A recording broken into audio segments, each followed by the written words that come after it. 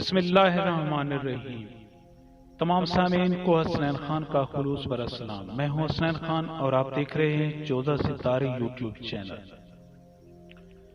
کہتے ہیں کہ کسی جگہ ایک عورت اپنے اکلوتے بیٹے کے ساتھ دنیا و مافیا سے بے خبر اور اپنی دنیا میں مگن خوش و خرم زندگی گزار رہی تھی کہ ایک دن اس کے بیٹے کی اجل آ پہنچی اور وہ اپنے خالق حقیقی سے جا ملا۔ عورت کے لیے کل کائنات اس کا بیٹا چھن جانا ایک ناقابل برداشت صدمہ تھا۔ اس کا ذہن نظام قدرت کو ماننے کے لیے تیار نہیں تھا۔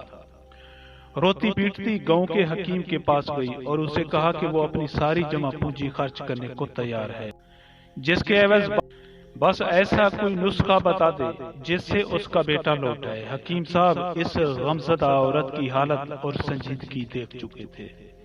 کافی سوچ وچار کے بعد بولے کہ ہاں، ایک نسخہ ہے تو صحیح، بس علاج کے لیے ایک ایسے ننھے سے سرسوں کے بیج کی ضرورت ہے جو کسی ایسے گھر سے لیا گیا ہو جس گھر میں کبھی کسی غم کی پرچھائی تک نہ پڑی ہو۔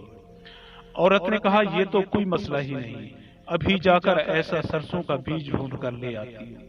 عورت کے خیال میں اس کا گاؤں ہی تو وہ جگہ تھی جس میں لوگوں کے گھروں میں غم کا گزر تک نہیں تھا۔ بس اسی خیال کو دل میں سجائے اس نے گاؤں کے پہلے گھر کا دروازہ کھٹکھٹایا۔ اندر سے ایک جوان عورت نکلی۔ اس عورت نے اس سے پوچھا کہ کیا اس سے پہلے تیرے گھر نے کبھی غم تو نہیں دیکھا؟ جوان عورت کے چہرے پر ایک تلخی سی نمودار ہوئی اور اس نے درد بھری مسکراہٹ چہرے پر لاتے ہوئے کہا، میرا گھر ہی تو ہے جہاں زمانے بھر کے غموں نے ڈیرا ڈالا ہوا ہے۔ پھر وہ بتانے لگی کہ کس طرح سال بھر پہلے اس کے خاوند کا انتقال ہوا، جو اس کے پاس 4 لڑکے اور لڑکیاں چھوڑ کر مرا۔ ان کی روزی یا روزگار کا مناسب بندوبست نہیں تھا۔ آج کل وہ گھر کا ساز و سامان بیچ کر مشکلوں سے گزارا کر رہے ہیں، اور بلکہ اب تو بیچنے کے لیے بھی ان کے پاس کچھ زیادہ سامان نہیں بچا۔ جوان عورت کی داستان اتنی دکھ بھری اور غمگین تھی کہ وہ عورت اس کے پاس بیٹھ کر اس کی غم گساری اور اس کے دل کا بوجھ ہلکا کرتی رہی، اور جب تک اس نے جانے کی اجازت مانگی تب تک وہ دونوں سہیلیاں بن چکی تھی۔ دونوں نے ایک دوسرے سے دوبارہ ملنے کا وعدہ لیا اور رابطہ رکھنے کی شرط پر عورت اس کے گھر سے باہر نکلی۔ مغرب سے پہلے یہ عورت ایک اور خاتون کے گھر میں داخل ہوئی، جہاں ایک اور صدمہ اس کے لیے یہاں منتظر تھا۔ اس خاتون کا خاوند ایک خطرناک مرض میں مبتلا گھر پر صاحب فراش تھا۔ گھر میں بچوں کے لیے کھانے پینے کا سامان نہ صرف یہ کہ موجود ہی نہیں تھا، بلکہ یہ بچے اس وقت بھوکے بھی تھے۔ عورت بھاگ کر بازار گئی اور جیب میں جتنے پیسے تھے ان پیسوں سے کچھ دالیں، آٹا اور گھی وغیرہ خرید کر لائی۔ خاتون نے کھانا کے ساتھ مل کر جلدی جلدی کھانا پکوایا اور اپنے ہاتھوں سے ان بچوں کو شفقت سے کھلایا۔ کچھ دیر مزید دل بہلانے کے بعد ان سب سے اس وعدے کے ساتھ اجازت چاہی کہ وہ کل شام کو پھر ان سے ملنے آئے گی، اور دوسرے دن پھر یہ عورت ایک گھر سے دوسرے گھر اور ایک دروازے سے دوسرے دروازے پر اس امید سے چکر لگاتی رہی کہ کہیں اسے ایسا گھر مل جائے جس پر غموں کی کبھی پرچھائی تک نہ پڑی ہو اور وہ وہاں سے ایک سرسوں کا بیج حاصل کر سکے، مگر ہر جگہ ناکامی اس کا منہ چڑھانے کے لیے منتظر تھی۔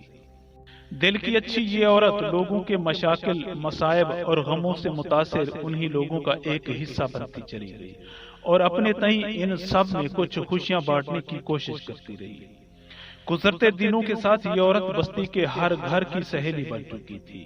وہ یہ تک بھولتی چلی گئی کہ اپنے گھر سے تو ایک ایسے گھر کی تلاش میں نکلی تھی جس میں کبھی غموں کی پرچھائی نہ پڑی ہو، اور ان خوش قسمت لوگوں سے ایک سرسوں کے ایک بیج کا سوال کر کے اپنے غموں کا مداوع کر سکے۔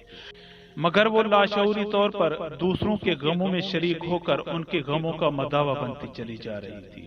بستی کے حکیم نے گویا اسے اپنے غموں پر حاوی ہونے کے لیے ایسا مثالی نسخہ تجویز کر دیا تھا جس میں سرسوں کے بیج کا ملنا تو ناممکن تھا، مگر غموں پر قابو ہرگز نہیں تھا، اور اس کے غموں پر قابو پانے کا جادوئی سلسلہ اسی لمحے ہی شروع ہو گیا تھا جب وہ بستی کے پہلے گھر میں داخل ہوئی تھی۔